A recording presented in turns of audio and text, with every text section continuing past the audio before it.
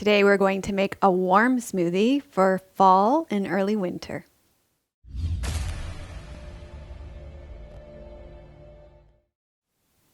Hi, I'm Dr. Melissa West and welcome to Thirsty Thursdays.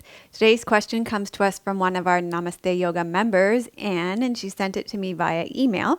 And she says, "Hello, Melissa. I'm really enjoying being a member of your membership site. And the membership site is so rich, I'm actually frustrated that I don't have enough time to take everything in." So we love hearing that. "It's getting cold here in Sweden, and I would love to have some warm smoothies.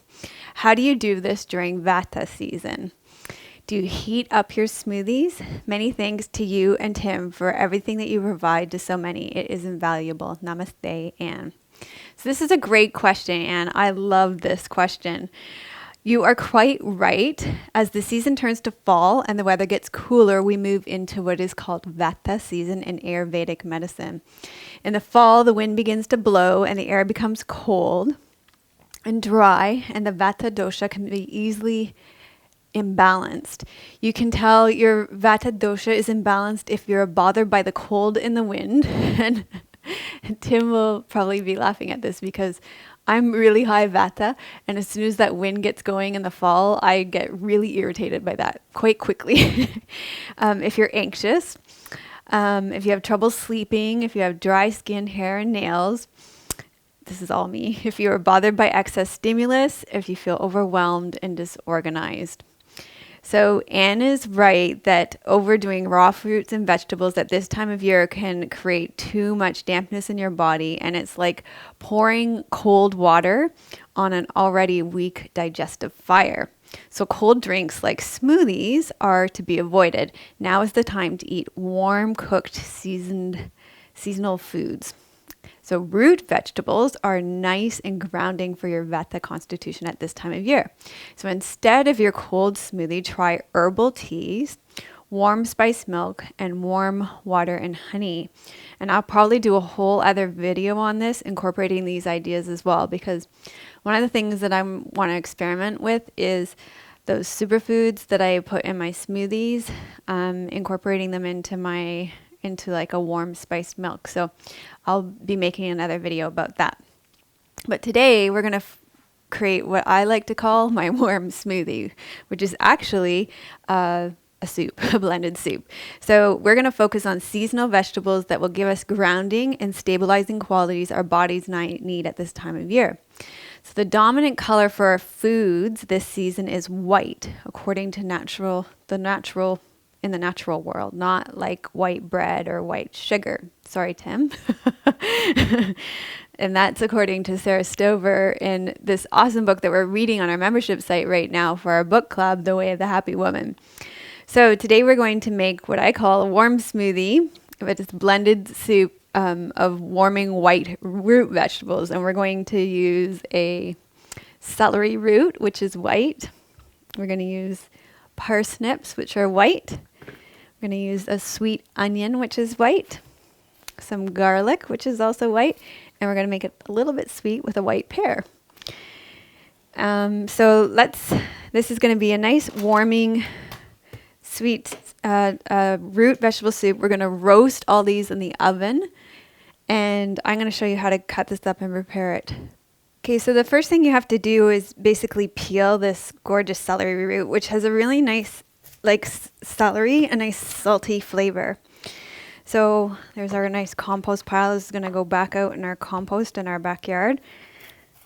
Eat by squirrels. Yeah, I'm sure the squirrels love. Our squirrels are so fat right now. It's not even funny. We're plumping them up for the winter.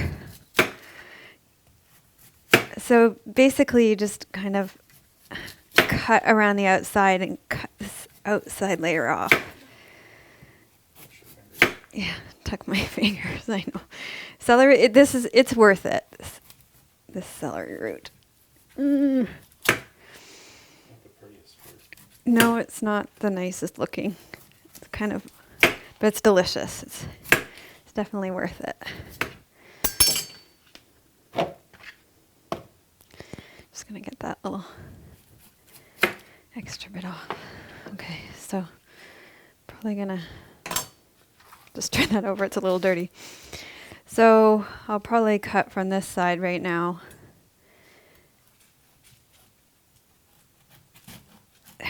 Solid root vegetables for you.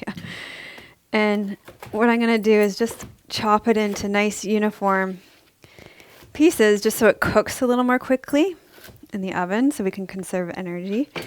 And I'll pop that in my bowl. And then I'll cut my pear into about the same size pieces.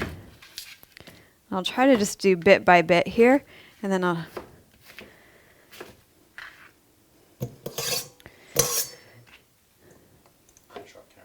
yeah, we'll finish off camera. So same thing with your onion. You want to peel your onion first.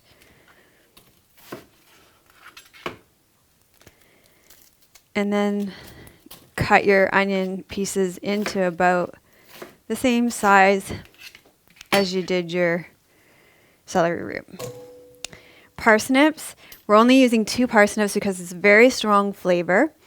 And so you're going to peel your parsnip. And this gets such a really rich, sweet flavor when it gets roasted. So yummy.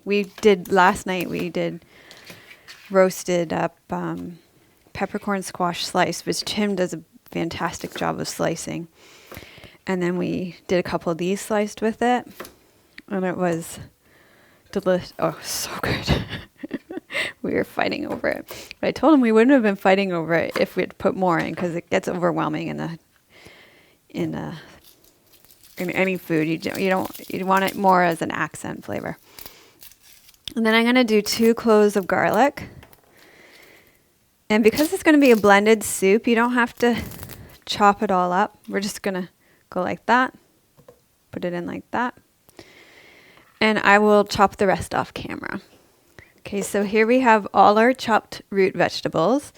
And I'm going to put a couple of tablespoons of olive oil over top of that. Yummy. And then some pepper.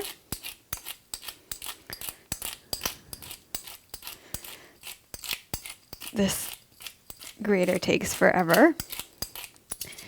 And I have some Himalayan salt. You could use sea salt too. I'm going to put about a teaspoon on there. And then I really like poultry seasoning because it's a really nice combination of thyme, sage, marjoram, and rosemary, black pepper, and nutmeg, which is really nice for roasting vegetables. So I'm going to put about a teaspoon of that in there as well. Pardon? No chicken. It has nothing to do with poultry. No chicken. It's nice seasoning for roasting, right? Because you would use it to roast a chicken, right? It gives a really nice roasted flavor. I love it in soups. So you put that all in there. And then I lined an 8x14 pan with parchment paper, so none of this gets stuck to your pan. It makes it really easy for cleaning after. And then you just transfer all your vegetables into your parchment sheet. You've got all your vegetables in there, and I'm going to put it in the oven at 425 for an hour, about an hour. I'll check. I want them to be really soft and mushy and roasted, a nice dark brown roasted color. Okay, so our hour's up. We'll check our vegetables. They are lovely and caramelized, nice and brown. And you want to just check them too, I can tell, but see, they're nice and soft and cooked, so that's great. Just check them with a fork. And then all you're going to do is take them and put them in your soup pot. So you can probably just lift them right out with the parchment paper, or you can spoon them into your soup pot. And in the meantime, you'll have boiled a full kettle of water.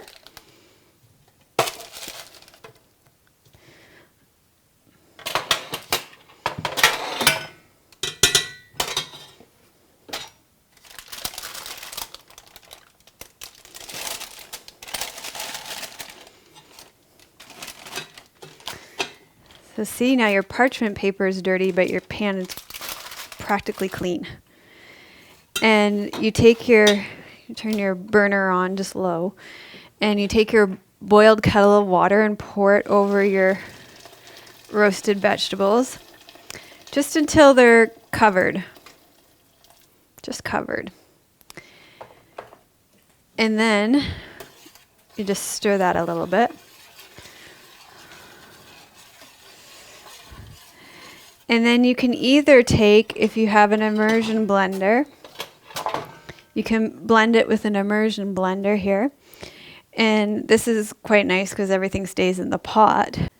Okay, since I prefer my soups really, really smooth, if I'm going to do blended soup, I like to put it in my blender, in my high-speed blender. So if you don't have a high-speed blender, your handheld blender is probably just the same as putting it in a regular blender. But then just bring your blender container over to your soup pot and start to ladle it into your container. And fill it up to in my Blendtec, I just fill it up to the 4-cup mark. Because if you do it more than that, it pushes the top off because it's hot. And you want a combination of broth and the celery root and pears and parsnips. There, you're already at the 4 cups. You don't want any more than that. You need space at the top of it. Then you're going to bring it over to your blender bottom. And on the Blendtec, you actually have a soup setting. And so you can set it to your soup setting. So it's under Whole Foods. And you go all the way up to soups and press start. Okay, so since you've got in your pot, you've got broth and vegetables, you have to do this in batches. So you're going to need a bowl to pour what you've got already in here. So pour what you've got already, and then you do your next batch. So we'll do that off camera. Okay, so I already added the soup from the bowl back into the pot, so it stayed warm, and we blended the rest of the soup. And I'll add it to the pot, and you'll see that it's quite thick. So what I'll probably do is I'll thin it out with a little bit more water. So I'll stir this up in the pot, and that just looks a little thick to be in somebody's bowl. They're going to think that's a little thick for soup. So I'll thin it out with some water.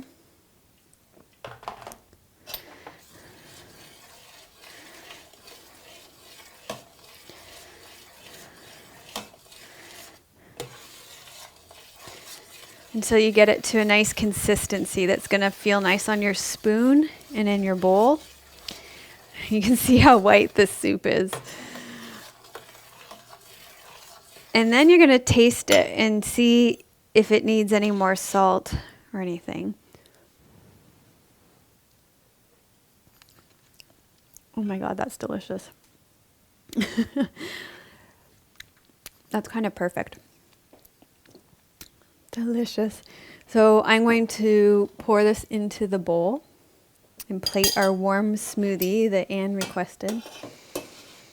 So I eat soups probably once a day in the winter, either at lunch or at dinner.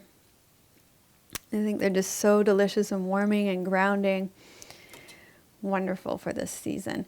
And we'll probably have it with some Mary's crackers and hummus, or we have a great gluten-free bakery by us, so I suspect I might head out and grab some gluten-free bread. There's a great grain-free bread that Senia makes at Chocomoco, or Chocomoco, or I'm not sure how she says that. Anyway, there you have it. This is celery root, parsnip, and pear roasted soup. A great vata, calming soup for fall and early winter. So thanks for asking for that, Anne. If you liked this video, give it a thumbs up. Leave your comments below. Make your shopping trip easy this week. For Dr. Melissa's shopping list of the top 10 fruits and vegetables for juicing sent to your inbox, Visit thirstythursdays.tv.